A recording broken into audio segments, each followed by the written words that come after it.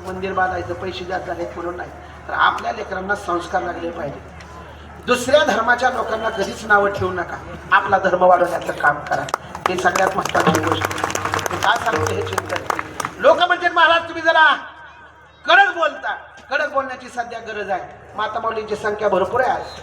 आपली लेकरं काय करतात हे आईपेक्षा बापापेक्षा जास्त आईला माहिती आहे. आपलं लेकरू वाईट वागतंय का चांगलं वागतंय हे तुमच्यापेक्षा जास्त कुणाला माहिती आहे? माता माऊलींना माहिती आहे. म्हणून एक काळोखी लक्ष देऊ नये का. मुलं संस्थेत पाठवायची गरज नाही. घरच्या घरी जर तुम्ही हरिपाठ चालू केला तर मुलांना संस्थेत पाठवायची गरज नाही. अजून पुढे जाऊन सांगू, गोकुळच बनवायचं आहे ना. गोकुळामध्ये गोपाळ होते. गोपाळ कोणाला म्हणायचं? गो म्हणजे इंद्रिय, पाल म्हणजे रक्षण करणारे, आपले इंद्रिय आपल्या ताब्यात ठेवणारे, त्यांचं नाव गोपाळ आहे. मग त्या गोपाळांकडे पाहून आपला तर मुलगा गोपाळ बनवा. नाव गोपाळ ठेवलं म्हणजे गोपाळ होत नाही. त्याच्या अंतकरणात ते संस्कार रुजवावे लागतात. याच्यासाठी हा सप्ताह आहे. याच्यासाठी माता माऊलींना एक विनंती आहे. ऐका, एक जिजाबाई नावाची एक व्यक्ती जन्माला आली आणि त्या जिजामातेनं काय केलं, या जगामध्ये दोन जिजाबाई आल्या. एक होती छत्रपती शिवरायांची आई आणि दुसरी होती आमच्या जगद्गुरु तुकोबारायांची पत्नी.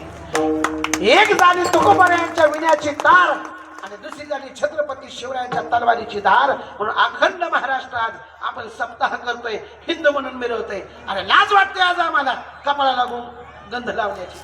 लाज वाटणाऱ्या मुलांना मी सांगतो, एक तर धर्म बदल, नाहीतर गंध लाव डोक्याला. आलं का ध्यानात तुमच्या? लक्षात घ्या. आईनं संस्कार द्यायचे, पण आईच टिकली लावायला लागली, पोरं हुकली ना त्याच्या गंधापासून. आलं का ध्यानात तुमच्या? पण आईवरती सगळे संस्कार. मुलगा बिघडवायचा आहे का सुधरवायचा या तुमच्या हातात आहे. मी 5 मिनिटं तुमचे मुद्दाम घेतोय. आज हे संस्कार सांगण्याची गरज आहे.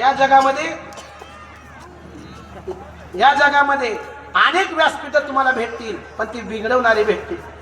दारूच्या बाटल्या वाटणारी माणसं भरपूर भेटतील, पण आपल्या हातानं काला तुम्हाला खाऊ घालणारी तुरळक आहेत. आणि ते व्यासपीठ म्हणजे आमचं वारकरी व्यासपीठ आहे. या वारकरी व्यासपीठातून एक सगळ्यांना उपदेश आहे, आपला धर्म टिकला पाहिजे, आपला धर्म वाटला पाहिजे. अजून सांगू, तुम्ही जर धर्म टिकवला तर धर्म तुमचं रक्षण करेल. आणि धर्मच नाही टिकला तर प्रत्येकाला त्याची शिक्षा भोगावी लागणार आहे. याच्यासाठी 2 मिनिटं तुमचे जास्त घेतले, त्याच्यासाठी तुमची क्षमा मागतो आणि एवढीच विनंती करतो आणि थांबतो.